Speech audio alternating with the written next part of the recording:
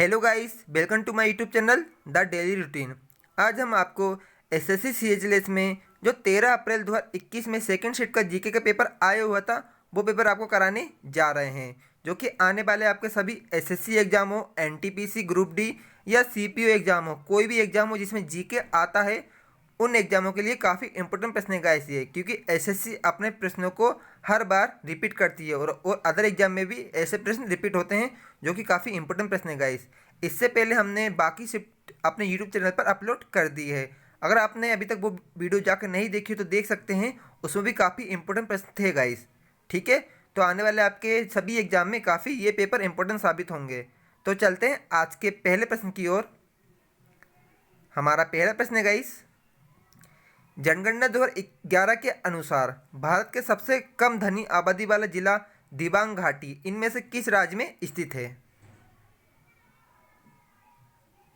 इसका right answer रहेगा option see guys, Arunachal Pradesh में जो दिबांग घाटी है, जिसमें भारत के सबसे कम धनी आबादी वाला जिला है, वह अरुणाचल प्रदेश में स्थित है। काफ़ी इंपॉर्टेंट प्रश्न है गाइस, याद रख लीजिए इसे। ठीक है, हमारा अगला प्रश्न है,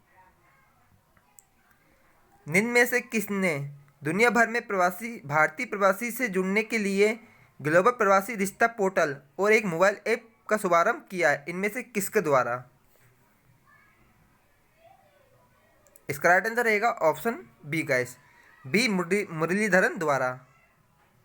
हमारा अगला प्रश्न है गाइस, निम्न में से किस भारतीय बाघ अभ्यारण्य में दिसंबर 2020 में इसकी पहली hot air balloon wild life safari शुरू की गई है? इनमें से किस वाइल्ड लाइफ सेंचुरी में?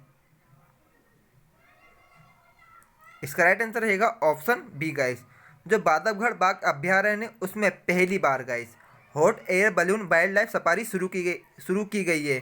काफ़ी इंपॉर्टेंट प्रश्न है गाइस, क्योंकि इसमें पहला आ गया है। तो याद रखिए किसमें? बांधवगढ़ बाघ अभ्यारण्य में। हमारा अगला प्रश्न है, कौन सी आर्थिक विचारधारा पद्धतिवादी व्यक्तिवादी के बारे में बात करती है?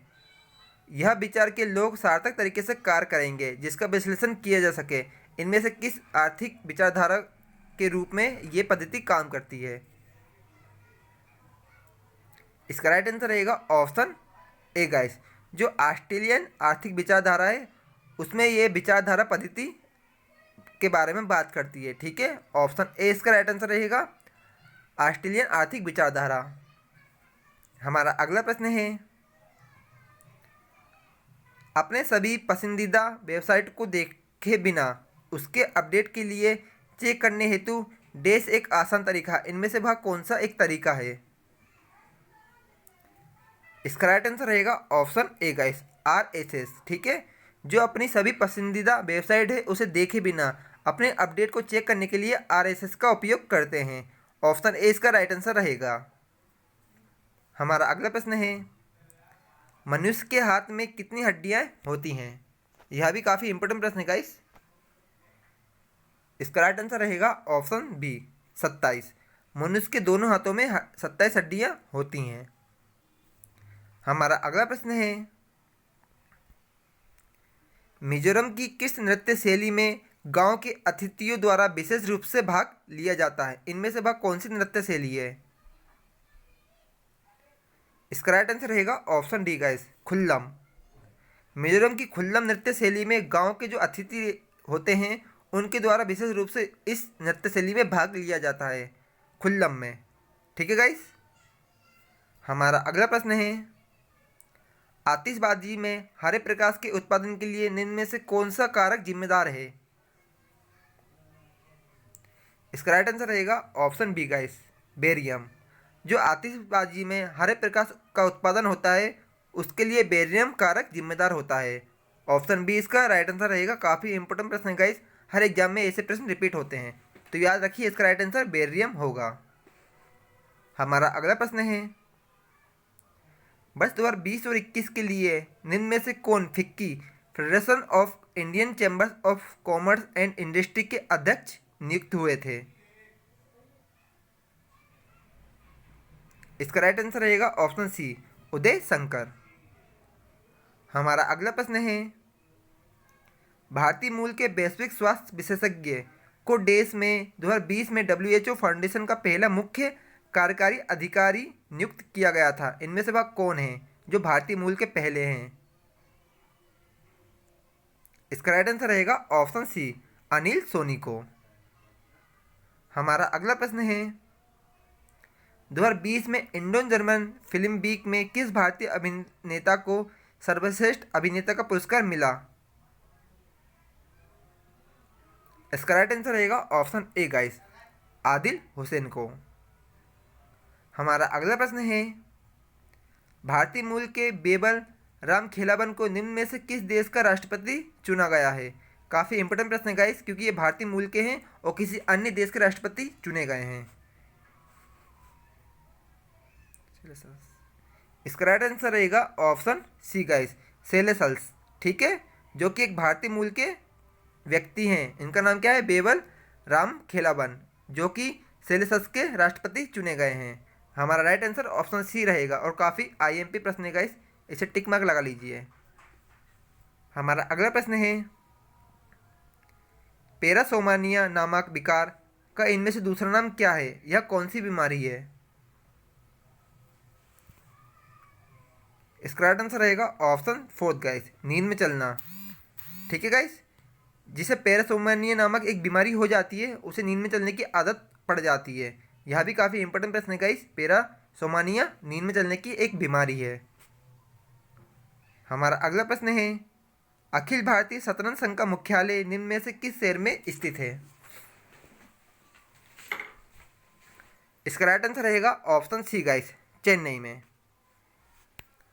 हमारा अगला प्रश्न है निम्न में से किसने सीनियर नेशनल बिलियर्ड्स चैंपियनशिप 2020 जीती है? इसका करेक्ट आंसर होगा guys option A, Pankaj Advani ji ने। हमारा अगला प्रश्न है राज्यसभा में राष्ट्रपति द्वारा कितने सदस्य मनोनीत किए जाते हैं? यह भी काफ़ी इंपोर्टेंट प्रश्न है गाइस। इसका राइट आंसर रहेगा ऑप्शन सी, 12। राज्यसभा में राष्ट्रपति द्वारा कुल 12 सदस्य मनोनीत किए जाते हैं। ये हर शिफ्ट में ऐसा एग्जाम जरूर बन रहा है गाइस, ठीक है, और ये काफ़ी इंपॉर्टेंट प्रश्न है क्योंकि ये बहुत बार रिपीट हो चुका है। तो आपको याद रखना है कि राष्ट्रपति द्वारा राज्यसभा में 12 सदस्य मनोनीत किए जाते हैं। हमारा अगला प्रश्न है होयसलेश्वर मंदिर निम्न में से किस राज्य में स्थित है? इसका राइट आंसर रहेगा ऑप्शन बी गाइस, कर्नाटका में। ठीक है, जो होयसलेश्वर मंदिर है वह कर्नाटक राज्य में स्थित है।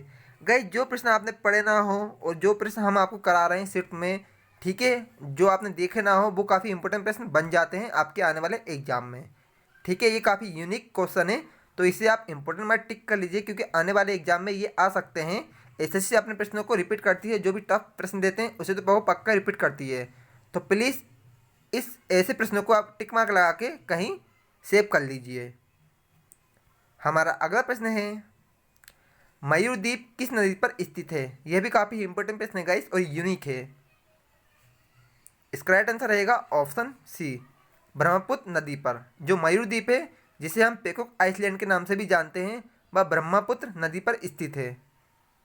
ठीक है गाइस, हमारा अगला प्रश्न है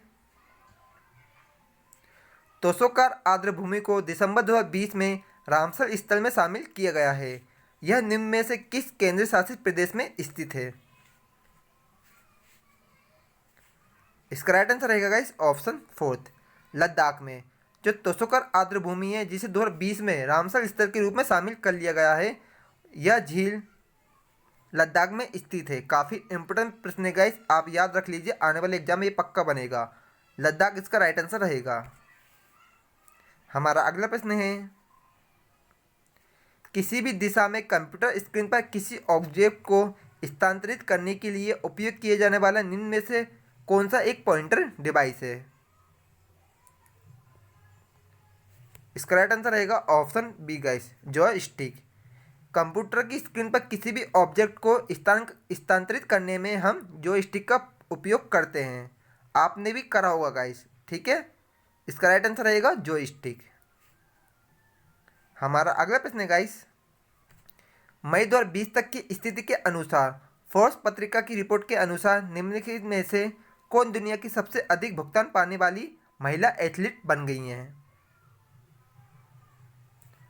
इसका राइट आंसर रहेगा option fourth guys, Naomi Osaka. यह जापान से बिलोंग करती हैं और इनका खेल टेनिस है। ठीक है, यह फोर्ब्स पत्रिका की रिपोर्ट के अनुसार 2020 में दुनिया की सबसे अधिक भुगतान पाने वाली महिला एथलीट बन गई हैं नाओमी ओसाका।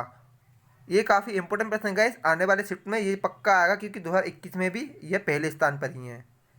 ठीक है, याद रखिए 2022 में जो पेपर होगा उसमें भी ये प्रश्न बन सकता है। नाओमी ओसाका काफ़ी इंपॉर्टेंट प्रश्न है गाइस, और उनकी कंट्री क्या रहेगी? जापान। हमारा अगला प्रश्न है, निम्न में से किस वर्ष बंगाल की दीवानी ईस्ट इंडिया कंपनी को हस्तांतरित की गई थी? इसका राइट आंसर रहेगा ऑप्शन ए गाइस, 1765 में। जो बंगाल की दीवानी है वो ईस्ट इंडिया कंपनी को 1765 में दे दी गई थी।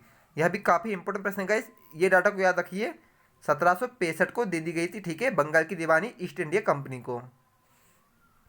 हमारा अगला प्रश्न है, निम्न में से किस वर्ष पहली बार राज परिषद, जिसे राज्यसभा के रूप में जाना जाता है, वो गठित की गई थी? इनमें से किस वर्ष में राज्यसभा को गठित किया गया था? इसका राइट आंसर रहेगा ऑप्शन फोर्थ गाइस, 1952 में। हमारा सेकंड लास्ट प्रश्न है, निम्न में से किस नेता ने उत्तर पूर्व भारत से ब्रिटिश शासन के खिलाफ विद्रोह का नेतृत्व किया था? इनमें से वह कौन सा नेता था? इसका राइट आंसर रहेगा ऑप्शन बी गाइस, रानी गाइदिन्ल्यू। ठीक है, जिन्होंने उत्तर पूर्व में भारत से ब्रिटिश शासन के खिलाफ विद्रोह का नेतृत्व किया था। यह भी काफ़ी इंपॉर्टेंट और नया प्रश्न है गाइस, तो याद रख लीजिए कौन है वह? रानी गाइदिन्ल्यू। हमारा अगला प्रश्न है, और ये हमारा पेपर का लास्ट प्रश्न है गाइस, अलकनंदा नदी डैश और भागीरथी खरक ग्लेशियर से निकलती है? जो अलकनंदा नदी है वह संतोपत और भागीरथ खरक ग्लेशियर से निकलती है। काफ़ी इंपॉर्टेंट प्रश्न है गाइस, आने वाले एग्जाम में यह भी आ सकता है, तो आप इसे भी याद रख लीजिए। ठीक है, थैंक यू गाइस पूरा वीडियो देखने के लिए। अगर आपको हमारी ये वीडियो पसंद आई हो तो प्लीज़ इस वीडियो को ज़्यादा से ज़्यादा शेयर करके लाइक एंड सब्सक्राइब जरूर कर दीजिए गाइस। हमारे चैनल को प्लीज़ सब्सक्राइब जरूर कीजिए, क्योंकि हमारा न्यू चैनल है, प्लीज़ सपोर्ट कीजिए। इस टाइम हमने एसएससी सीएचएलएस की सीरीज़ शुरू की है प्रीवियस ईयर पेपरों की, जो कि आने वाले एग्जाम में आपको बहुत ही बेनिफिशियल साबित होंगे ये पेपर के, ये शिफ्ट के पेपर। ठीक है, क्योंकि एसएससी अपने प्रश्नों को हर बार रिपीट करती है, और इसमें काफ़ी यूनिक और नए प्रश्न आए हुए हैं पूरी शिफ्टों में, जो भी हमने अपनी यूट्यूब चैनल पर अपलोड की है। तो अभी तक वो आपने वीडियो नहीं देखी हो तो आप जाकर देख सकते हैं, उसमें भी काफ़ी अच्छे प्रश्न थे। ठीक है गाइस, लव यू ऑल।